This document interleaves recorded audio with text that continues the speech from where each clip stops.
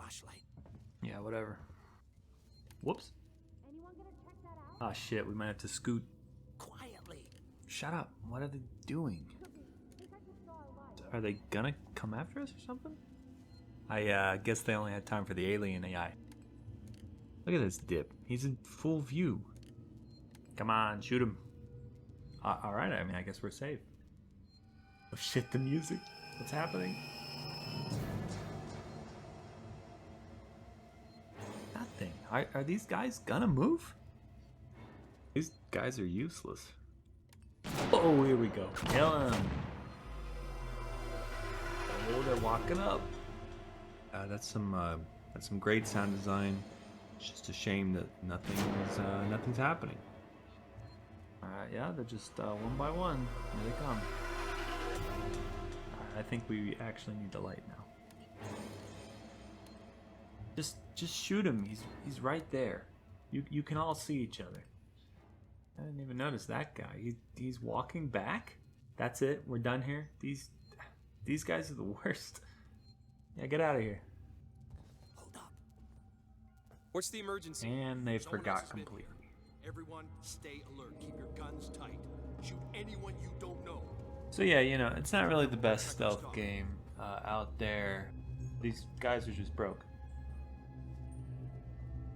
I was looking for a little bit more challenge than this. I'm thinking we slip past these guys and get to the actual alien. That's where the game supposedly... Shit! No.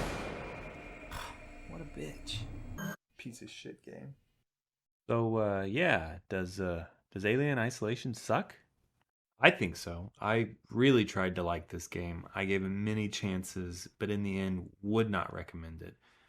Most of the time, it just isn't very fun for reasons you'll see. Unless you're a big Alien fan or you just like hiding, don't worry about missing it. But before I go into what I don't like, I just want to start with what I do like. The Alien franchise and the universe with it, at least for the first two movies, has always been very compelling to me because of its maturity and grit. I look at it as something that could actually be one day.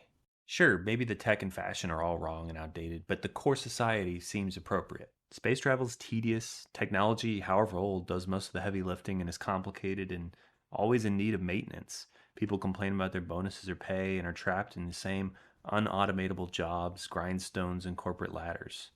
Sound familiar? Let's just call it space capitalism. This overall environment and feeling that comes from the franchise is just phenomenal, and I think Alien Isolation carries over this motif extremely well. The station is enormous, complicated, broken, and filled with various factions and groups trying to survive. I particularly like how all the terminals in the station have very similar interfaces. They can all be controlled with a keyboard and don't pause the game, even though breaking out of the interfaces when enemies attack you doesn't seem to really be a thing. You'll hear music and tech beeps and boops that sound straight out of the films and be surrounded by similar design aesthetics the entire time.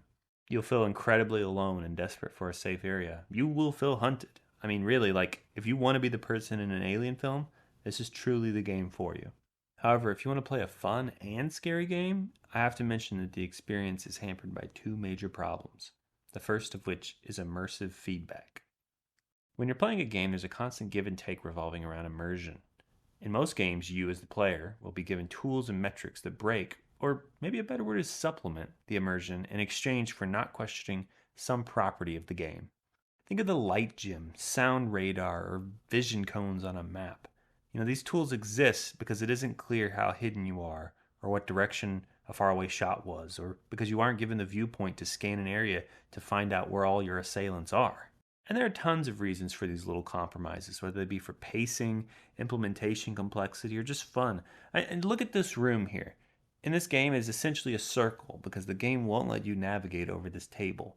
But if you were really in this room, running from a real alien or killer, you know, a little table probably wouldn't stop you. You've accepted this way of navigation, even though it really doesn't make a lot of sense from an immersion standpoint. By far the most common reason that a game dials back on its immersion is just that you don't have the capability of actually being there and receiving feedback that you typically would in the real world. You're missing peripheral vision, a good enough sense for how noisy you're being or how well you're hidden. Even small things like peeking around a corner. You know, there really isn't a good way to know how much of your body is still hidden, so it's easy to make mistakes that don't really feel like your fault. And that really sucks in a game where deaths are near instant and you can't save anytime. And this is all a long way of saying that Alien Isolation really doesn't give anything back to the player for breaking immersion. You'll be restricted from doing very normal things and will be relying solely on broken senses and in-game items. And I could make another list of things that are messed up, but I think this one example was pretty powerful.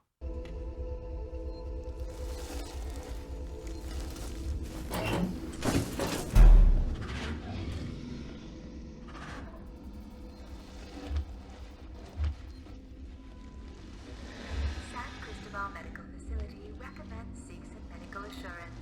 Really when you're far from home. You hear how loud that was? And now watch what happens when I sprint for a little bit.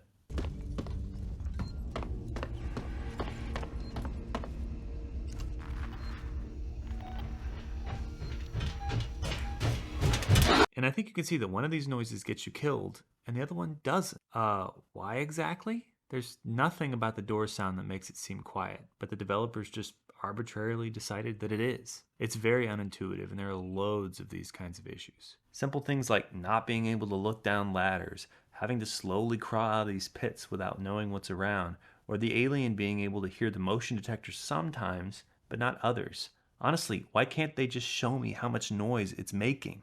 I can really appreciate a minimal GUI, but it needs to display more info in this kind of game.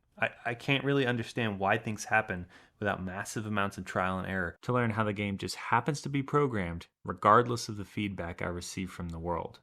Where's the fun in that? It's like the game designers got so wrapped up in trying to keep the player in this unknown space, running scared and nervous, that they forgot they were making a game that people actually want to play. Now for the second major flaw, and this is going to sound strange, but the alien and the AI running it, which seems to be the big selling point for the game, is just way too active and understandable to be scary, and actively hurts the pacing of the game. You know that classic horror rule, don't fully show the monster, keep the audience guessing? Well, this game does the opposite a lot. As in, this alien will pretty much follow you everywhere and be all over your ass and in your way constantly. And I don't just mean the look of the alien. I mean, we've seen the movie. We know what the alien looks like. I'm talking about what it's capable of. Regardless of you making noise, it will almost always be in your general area, patrolling for some reason. Even if it just search the entire zone you're in, it'll go up into the vents and come right back down and do the same patrol within 30 seconds. And there's something about seeing a monster take the same path over and over that makes you very aware of how dumb it is, which completely negates the horror element. And in the end, it ends up being a pretty simple checklist to avoid it, which is very unfortunate given it's the primary adversary for so long. Sure, you'll mess up and get insta-killed by something you couldn't really guess, but you likely won't die from the same thing again unless you become impatient. Which is actually really easy because all the time you're waiting for the alien to finish its patrols, you're kind of just sitting there. Unless you can craft a distraction or fight the alien off, you're stuck. And if the alien decides to loop the same path over and over, you aren't going to do anything but sit in your locker or under your table. This can change the pace of the game wildly, as you'll get a nice dice roll and swiftly move through multiple corridors and objectives, but come to a sudden stop at a seemingly random location to watch the same walk cycle again and again until you're pleading with the game to just let you make progress. Even high-pressure situations where alarms are going off all over the place and the music is swelling, they'll be completely undermined by the alien just sitting in the same spot while you're forced to wait. It really is just ridiculous. I could totally see how with proper randomness, someone could have a more fun experience with the alien, but I sure as hell didn't, and I'd rather it have been something more deterministic and, quite frankly, a less present character in the game.